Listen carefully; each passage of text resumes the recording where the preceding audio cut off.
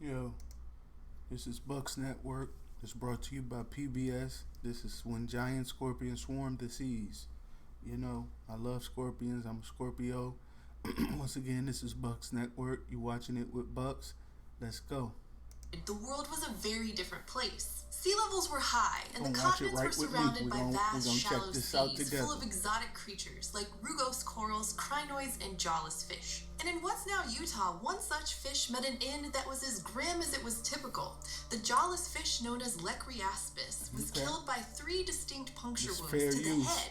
Puncture wounds made by crushing claws. fair use The culprit under the, was an apex predator that copyright dominated laws. the seas of the late Silurian and early Devonian, the sea scorpion. PBS Sea is the scorpions owner. thrived for 200 million years, and they came in a wide Watching it with variety of Bucks on shapes the and Bucks sizes, Network. from You get the Bucks Alcanopterus, which was Network about the size of a on paperclip, to Amazon. the terrifying Download the Bucks Calopterus, Network which on was Amazon. 2.5 meters long. You can watch But it in on time, Amazon Fire these able TV. hunters would meet some stiff competition. In the late Devonian, giant armored jawed fish, the placoderms, would come to dominate these seas and force other ocean dwellers to adapt, flee, or perish. These formidable predators would give the period its nickname, the Age of Fish. And as a result of this competition, sea scorpions would eventually diverge into 2 distinct lineages, each with its just had a own scorpion. unique strategy My for scorpion dealing with just the had rise of kids. fish. They She developed ate a all the number of babies. adaptations, from those crushing claws that snagged the unlucky Lecriaspis to the flattened tails for swimming, as well as primitive lungs and strange filter-feeding My appendages. scorpion And had some of kids. them I adapted don't by even have getting a so male. I had big her for that they over still 2 hold the years. record for the largest I don't know how she got arthropods of all pregnant. time. They would even make the giant historic leap from the water onto dry land. But I read- But unlike their other arthropod relatives the that type we of share scorpion the I world have with right there. today, for the sea scorpions, that move would That's the prove one to I have be the right there. beginning of the end. That's an Asian scorpion or African. Scientists know Emperor sea scorpion. scorpions by their proper, more accurate, but also somewhat less cool name, Eurypterids. And Eurypterids probably aren't ancestral to the arachnids we know as scorpions today.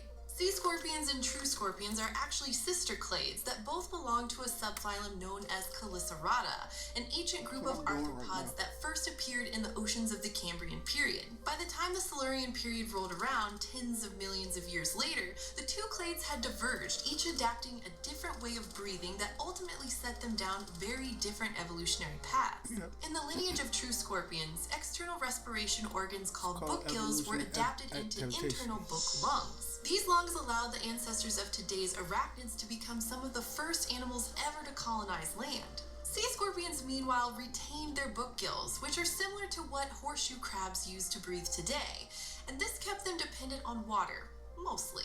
But they also developed a second respiratory system known as a chimenplaton, which functioned as a rudimentary lung and allowed them to take short trips onto land. Because of these features, some researchers believe that chimenplaton allowed sea scorpions to mate and lay their eggs on land, or even develop an amphibious lifestyle.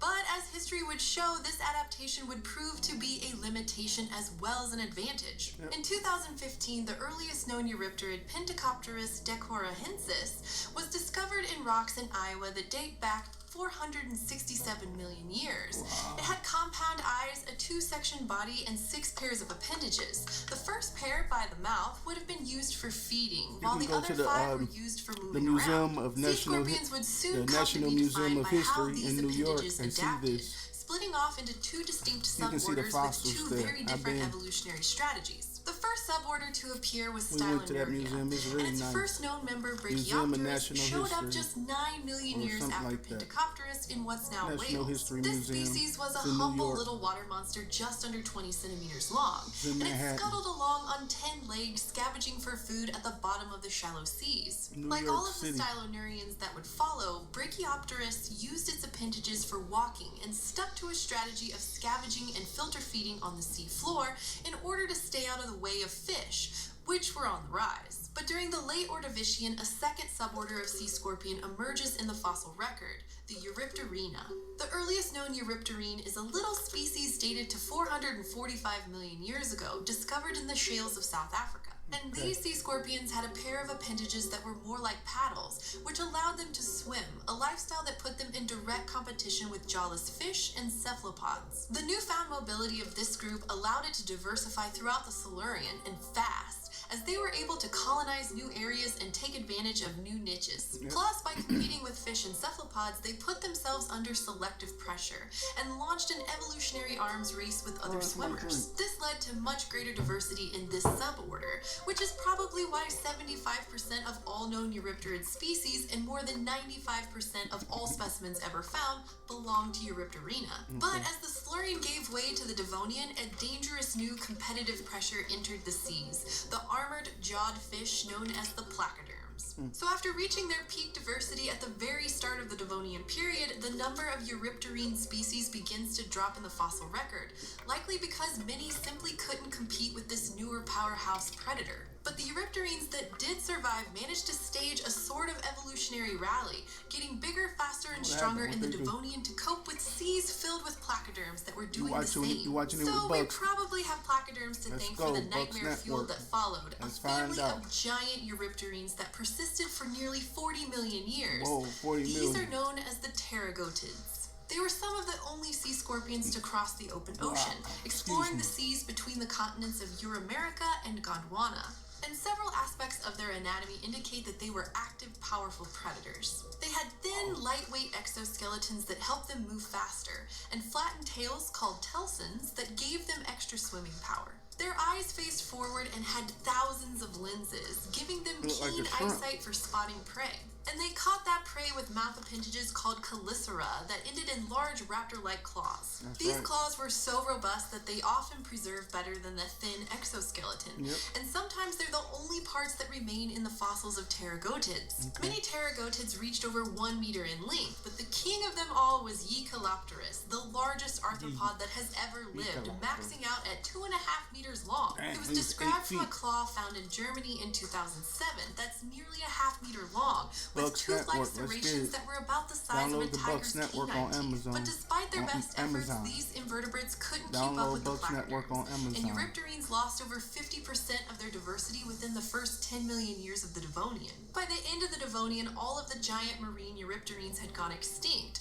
Only one swimming genus, the tiny and widely dispersed Adelphathalmus, remained. But while the dramatic rise and fall of the Eurypterina had been happening out at sea, the slow and steady Stylonuria were still hanging on.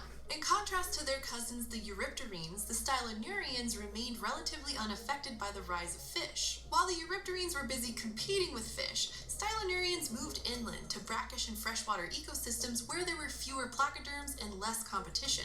By the time of the Carboniferous period, about 360 million years ago, Gondwana and Euramerica had come together, allowing the Stylonurians to spread out over the new supercontinent. Now, the Carboniferous is most famous for giant arthropods like the 2-meter-long millipedes and the griffinflies with wingspans larger than that of some birds. But if you were to hang around the muddy banks of a river, you might just spot the last of the giant sea scorpions, a big weirdo called Hibbertopterus. Now they this have was those a very also at the different museum. sort You of can check creature those from out the at the swimming museum. predators that had come before. It was basically a big tank-like Roomba, slowly combing the sediment at the bottoms and the banks of swamps and rivers, on with Fifth spiny, Avenue in Manhattan, where sweet-feeding you can buy appendages. actually the A big fossils. trackway discovered in Carboniferous rock in Scotland has been attributed to Hibbertopterus. Like on 40, and these tracks suggest that while it wasn't as long as Eucalypterus, it was probably heavier, with thicker legs to support it on land. Scientists don't really know why Hibbertopterus got so big, but the size increase was gradual, indicating that it might have been to better adapt to the species' new freshwater home.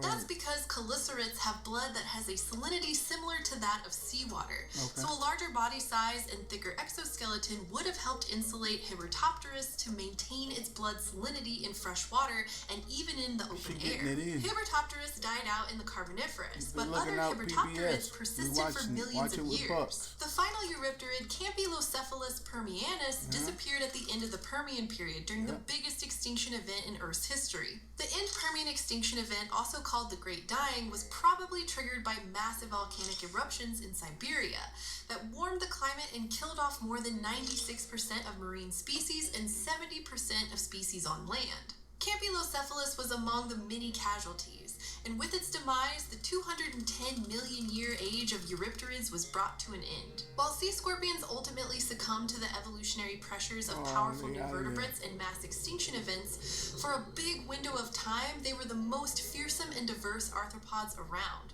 And they show us how different evolutionary paths can have very different outcomes. By laying low and avoiding competition, Stylonurians stuck around millions of years longer, while Eurypterines were far more diverse and plentiful at their peak. In the end, their undoing might have been their inability to fully colonize the next frontier, dry land, where there was less competition and many more niches to fill. While the sea scorpions couldn't make the transition, it was made successfully by the Eurypterid sister group, the arachnids. Maybe if they developed a way to leave the water sooner, sea scorpions would still be around. Today, just 3 classes of Chelicerata remain. On land, there are the arachnids like spiders, ticks, and true scorpions. And in the seas, there are the sea spiders and the primordial-looking horseshoe crabs, living reminders of the watery origin of the chelicerates and the reign of the sea scorpions. Out there in the Gulf. We out of here. We'd like to thank Audible for supporting people. We out of here. You watching it with Bucks? Thanks to PBS. You see what I'm saying? We watch it. Watching everything. I'm showing y'all this knowledge right quick. That was the knowledge of the scorpions. You see? That was the sea scorpions and how they came onto land. You can catch all that at the National Museum in New York City. You can also buy the fossils also in New York City. They got different fossil places where you can buy it. It's popping. You watched it with Bucks. I'm out of here. Peace, everybody.